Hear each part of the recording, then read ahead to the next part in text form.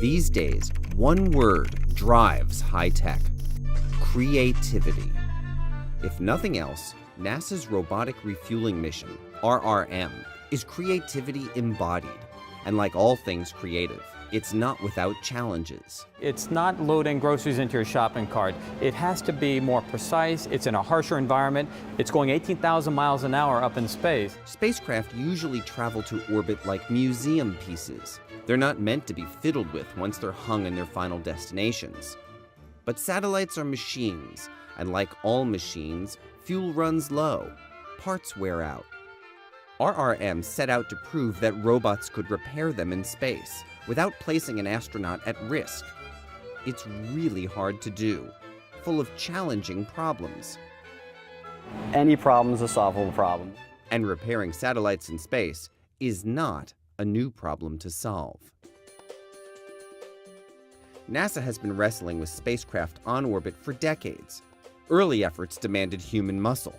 In 1984, astronauts captured the Solar Max satellite for an astounding zero-G trip to the doctor. After a little TLC, it went back to work, good as new.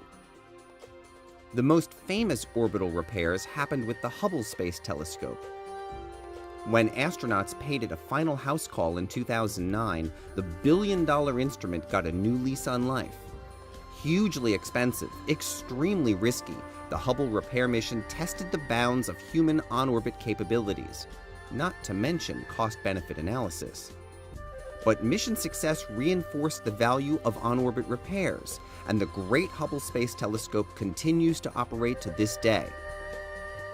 Complex machines, satellites are neither easily built nor replaced. Refueling and repairing them in space just makes sense. Robotics can do things that humans can't do in terms of precision, in terms of control, holding a particular spot for 6 hours while engineers on the ground debate what to do. We can't ask a human to do that. Will robots make astronauts obsolete? Not a chance. And the reason why is pretty awesome. Think of a car like this, in for repairs. A mechanic can slide underneath, try to reach tough spots. But with a mechanical lift, repair options expand. Machines like this, like robots, act as enablers rather than replacements. Robots free astronauts from certain time-consuming and risky operations. Astronaut time is better spent on command and control issues, as well as valuable research and exploration.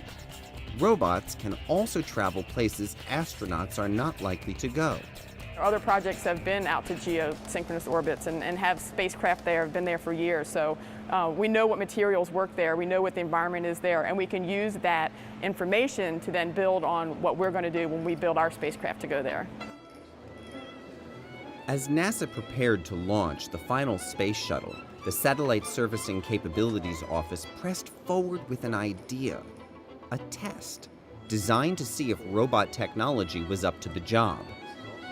In 18 months, the team designed the essential RRM experiments, getting hardware built, launched, and installed on the International Space Station.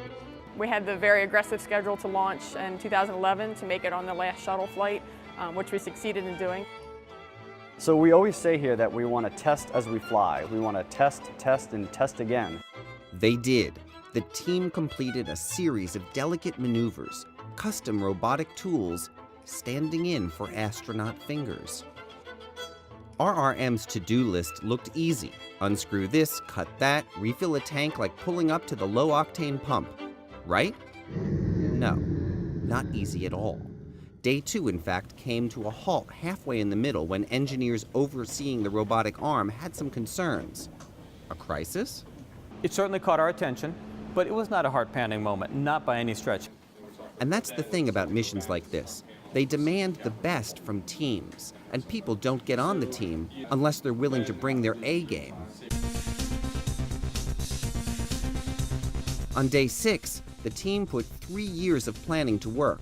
With ethanol streaming into a tank on orbit, engineers watched the data stream back to Earth. There wasn't much to see, but that wasn't the point. It was a first. Word came over comms loud and clear. FPS, you would agree that we have fluid transfer in process? no cheering yet.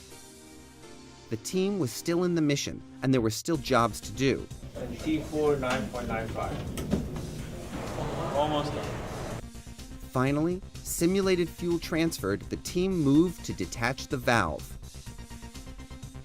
Whoa.